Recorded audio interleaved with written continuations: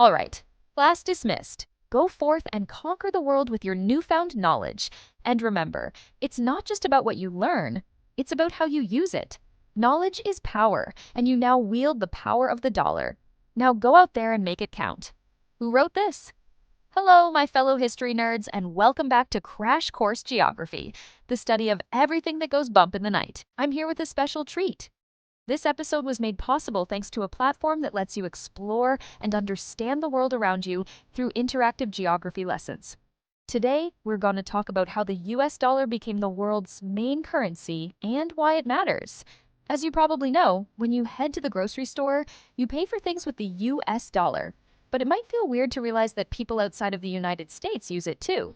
For example, in 2022, over 30% of all transactions on PayPal were in dollars, even though only 13% of PayPal users live in the United States.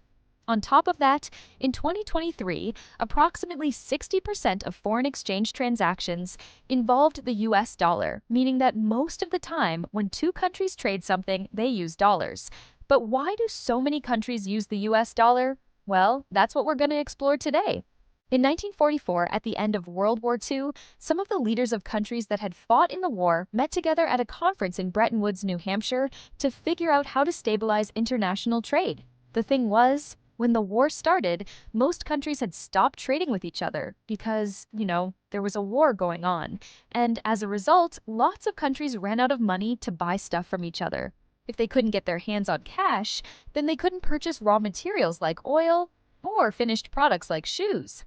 And if countries can't get the stuff they need, their economies stop growing and people lose their jobs. And no one wanted to go through another Great Depression. So, to solve this problem, the nations agreed to base their currency's value on the US dollar, which was backed by gold. This meant that any currency could be exchanged for another based on how much of that currency equals 1 US dollar. And then the US dollar could be traded in for gold.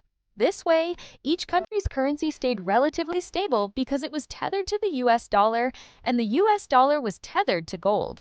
But this didn't last forever because by the late 1960s, the US government was spending tons of money on the Vietnam War and social welfare programs like Medicare and Medicaid.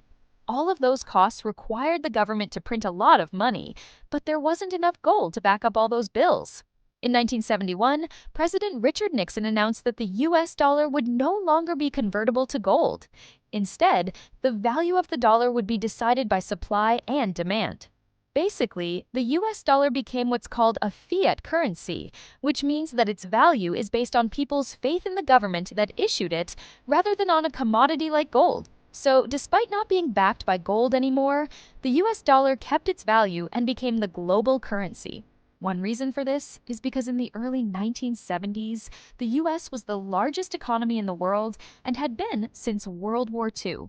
Not only that, but it was also the biggest consumer of imports and the biggest exporter. So if the world was going to use one currency for international trade, the US dollar made sense. And this was reinforced in the 1970s when the Organization of Arab Petroleum Exporting Countries, OPEC, decided to price oil in terms of the US dollar. This made the US dollar super valuable because oil was a hot commodity.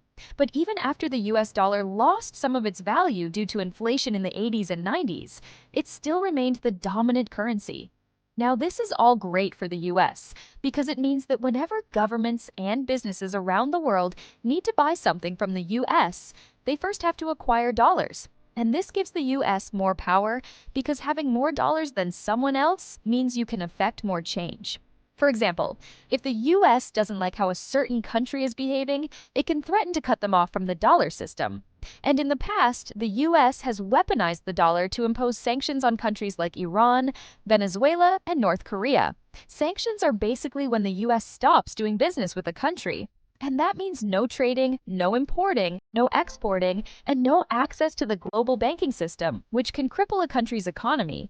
This is part of the reason why countries are trying to find alternatives to the US dollar like the euro or pound sterling or even cryptocurrencies.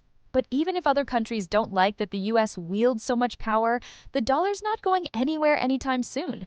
After all, even though the US economy isn't the largest in the world anymore, it's still one of the 5 largest and it's still the largest consumer economy. And even though OPEC used to control most of the world's oil, today the US produces so much oil domestically that it's become energy independent. So the US dollar's staying on top. However, the fact that it's the world's go-to currency doesn't mean that it's a perfect tool for measuring wealth.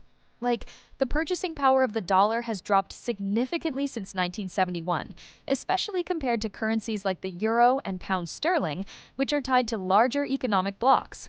In addition to that, new currencies like the Chinese renminbi may rise in prominence because China is such a large producer of manufactured goods. However, none of these currencies have replaced the dollar yet because there's a lot of inertia. Inertia is basically the tendency for things to stay the same. And it's the reason why, even though people might prefer to use a different currency, they don't. For example, if you're a businessman in Brazil who sells coffee, it might be ideal for you to be paid in Brazilian real, your local currency. But your customers might not have any real lying around, especially if they're located outside of Brazil.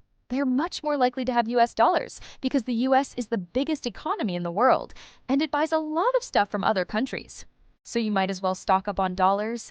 Similarly, a company in China that wants to sell stuff to the US wouldn't want to be paid in Chinese renminbi, because if they converted all that money back into dollars, they might lose a ton of money. So they'd much rather be paid in the currency that most countries use. This means that although it might be advantageous for individual countries to use their own currency, it's actually better for everyone if they use the US dollar, because then they can trade with anyone else using dollars without having to worry about losing money on conversion fees or worrying that the other country won't accept their currency.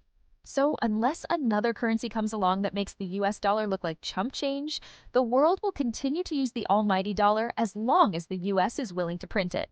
In the 1970s, the US dollar became the world's top dog, dethroning the British pound sterling, which had held the title since the early 1800s. What put the dollar on the map was the United States' massive economy.